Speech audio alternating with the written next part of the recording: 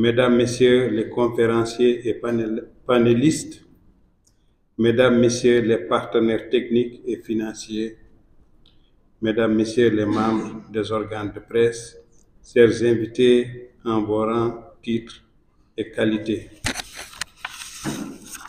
C'est avec un immense plaisir que je viens présider ce matin la cérémonie officielle d'ouverture des travaux de la conférence internationale sur la recherche en Afrique. À l'entame de mon propos, je voudrais vous affirmer que le Sénégal se réjouit d'abriter cette conférence qui porte sur un problème de santé publique qui constitue une préoccupation pour nos systèmes de santé. Ainsi, je souhaite la bienvenue et un excellent séjour au pays de la Teranga à tous les participants venus d'horizons géographiques et institutionnels divers. Revenant au thème qui nous réunit pour ces 2 jours, je confirme avec vous que les maladies non transmissibles demeurent un problème de santé publique à l'échelle mondiale, du fait notamment de la progression sans cesse croissante du nombre de personnes affectées et des décès enregistrés. En ce moment, les maladies non transmissibles font partie des plus grands défis auxquels la santé de notre siècle doit faire face, touchant tous les pays du monde et toutes les personnes de tous âges. Reconnues également comme des maladies à soins coûteux, qui représentent un fardeau très lourd pour les individus, les familles, les communautés et l'État.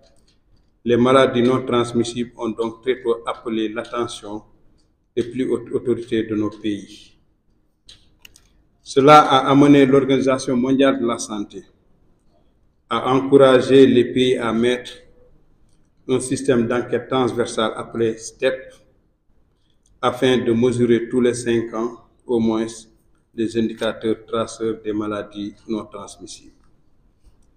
Ainsi, le Sénégal en 2015, avec l'appui des partenaires techniques et financiers, a réalisé la première enquête nationale sur les facteurs de risque et la prévalence des MNT, enquête STEP. Cette enquête avait déjà fourni des résultats éloquents et préoccupants. Parmi ceux-ci, il est ressorti entre autres une prévalence du diabète de 3,4% avec une prédominance dans les tranches d'âge 45-59 ans et 60-69 ans, où elle est respectivement de 7,9 et 11,2%. Une prévalence de l'hypertension artérielle estimée à 29,8% dans la population générale. Une prévalence de l'hypercholestérolémie de 20% dans la population générale. L'analyse sommaire des facteurs de risque liés au MNT a révélé que près de 66,4% de la population est sujette à la sédentarité ou une activité physique insuffisante. Environ 31% des personnes âgées de 18 ans et plus étaient en surpoids ou obèses. Je rappelle que le Sénégal vient de terminer la 2e enquête STEP et les résultats seront partagés sous peu. Au plan international, l'Organisation mondiale de la santé, dans son projet de plan d'action pour la lutte contre les maladies non transmissibles 2013-2020, estime que celles-ci ont enregistré plus de 41 millions de décès en 2022, soit 74% de l'ensemble des décès. Ces décès étaient principalement dus aux maladies cardiovasculaires avec 17,9 millions de décès, au cancer avec 9,3 millions de décès. De façon globale, la probabilité de décéder d'une maladie non transmissible entre 30 et 70 ans varie de 10% dans les pays développés à 77% dans les pays en développement, selon le chiffre de l'OMS en 2019. Ainsi, suivant ces projections, le nombre annuel de décès dus aux maladies non transmissibles atteindra 55 millions d'ici 2030 si aucune action efficace n'est entreprise. Mesdames, Messieurs, voilà pourquoi le Plan national de développement sanitaire et social du Sénégal 2019-2028 a inscrit la lutte contre les maladies non transmissibles au rang des priorités nationales et a défini plusieurs lignes d'action autour de la promotion des actions de prévention et la diffusion de modèles de comportement pour éviter la survenue des MNT. Les orientations stratégiques portent sur la diminution des facteurs de risque comportementaux, l'amélioration de l'égalité des chances dans l'accès à la prise en charge, la promotion et la prévention, le renforcement des compétences individuelles en matière de santé et de lutte contre les MNT. L'opérationnalisation de ces orientations est centrée sur le double objectif de contenir la charge de morbidité et de mortalité imputée au MNT et de créer les conditions favorables à la progression rapide de la couverture sanitaire universelle, inscrite au cœur de l'agenda national de transformation Sénégal 2050. En effet, les défis relatifs à la santé et à l'action sociale sont bien adressés dans le nouveau référentiel des politiques publiques, notamment à travers la stratégie nationale de développement SND 2025-2025 au sein de l'axe de capital humain de qualité et équité sociale. Ce nouveau référentiel envisage une réforme en profondeur du système de santé qui permettra de bâtir un système de qualité en termes d'accès aux soins, mais aussi un système de santé résilient au choc. Cette nouvelle vision a été déclinée en 4 axes stratégiques, notamment le passage d'une santé curative à une santé préventive, la réduction des distances entre les usagers et les structures de santé, l'augmentation de l'effectif de personnel de santé de qualité et la transformation du Sénégal en un hub santé raisonnable.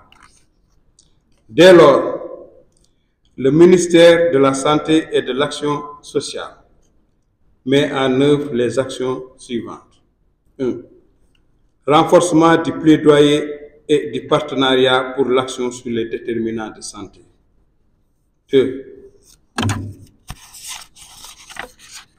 Le renforcement des compétences et des capacités des acteurs pour la prise en charge des communautés pour une action effective sur les déterminants de santé, y compris la promotion des pratiques familiales essentielles, la prévention des traumatismes, des violences et des pratiques néfastes envers les femmes et les enfants. 3. La réorientation des services de santé en privilégiant la promotion de la santé. Et 4. Mise en place de mécanismes de financement durable pour l'action sur les déterminants de santé. 5. La promotion de la prévention primordiale des principaux déterminants de santé des MNT, tabagisme, mauvaise alimentation, sédentarité, abus d'alcool, pollution de l'air, en collaboration avec les autres secteurs de développement. Mesdames, Messieurs, la pandémie Covid-19 avait fini de nous rappeler la vulnérabilité que les maladies non transmissibles pouvaient créer au niveau des populations face à ces maladies à potentiel épidémique. En effet, 97% des décès survenus dans notre pays était due à une comorbidité MNT et COVID-19. Alors, plus que jamais, notre système de santé a besoin d'innover, de repenser les approches d'intégration dans la lutte contre la maladie et surtout de mettre le patient au cœur de toutes les interventions de santé. En effet, si nous ne prenons pas des mesures urgentes, les MNT pourraient rapidement devenir un frein au développement socio-économique. Il est plus qu'important d'investir dans la prévention et de limiter les conséquences désastreuses de ces maladies. À ce titre, en organisant cette conférence internationale sur la recherche en Afrique sur les maladies non transmissibles, vous démontrez la claire conscience que vous avez de la place vitale de la recherche dans la lutte contre les MNT. Les stratégies de lutte ont besoin de reposer sur des évidences scientifiques. Et l'Afrique a besoin de se doter d'une politique basée sur des recherches contextuelles et de contribuer davantage au rendez-vous à l'alimentation de la base de données mondiale sur la connaissance relative aux MNT et aux stratégies de lutte contre celles-ci. Il s'agit de renforcer notre système de formation afin d'améliorer la qualité de la prise en charge dans les structures de soins, mais également d'enrichir nos messages de prévention sur les facteurs de risque pour lutter efficacement contre les maladies non transmissibles. La recherche biomédicale en Afrique est d'autant plus urgente et nécessaire que les pays africains font face à des changements sanitaires nouveaux, marqués par la montée en puissance des maladies non transmissibles dans un contexte d'émergence et de réémergence de certaines maladies infectieuses, accentuant le fardeau de la morbidité et de la mortalité, avec notamment le phénomène de cumul de pathologies, mais également de comorbidité auxquelles nos systèmes de santé doivent apporter des réponses durables. Par conséquent, cette conférence sera suivie de près par les autorités du Sénégal, avec une attention particulière sur les résultats et les conclusions de vos travaux, susceptibles de renforcer les stratégies de lutte contre les MNT en particulier et d'impacter la résilience de nos systèmes de santé en général. Autrement dit, cette conférence devra ouvrir de réelles perspectives nouvelles pour l'atteinte des objectifs nationaux en matière de lutte contre les MNT. C'est pourquoi je tiens à féliciter les organisateurs de cette importante rencontre, à remercier les sociétés savantes qui accompagnent fortement le ministère de la Santé dans l'élaboration de la politique nationale de lutte contre les MNT et à encourager les associations de malades qui s'impliquent activement dans ce combat. Dans la même lancée, je magnifie la disponibilité et le concours des partenaires techniques et financiers et vous réaffirme la disponibilité de l'État à soutenir ce réseau africain de la recherche pour l'atteinte de tous ces objectifs. Nous avons la responsabilité de léguer aux générations futures un continent libéré du fardeau des MNT. Je vous invite tous dans la croisade pour relever ce défi, au grand bonheur de nous tous et des générations futures. Sur ces propos, je déclare ouverts les travaux de la conférence internationale sur la recherche en Afrique sur les maladies non transmissibles. Je vous remercie de votre aimable attention.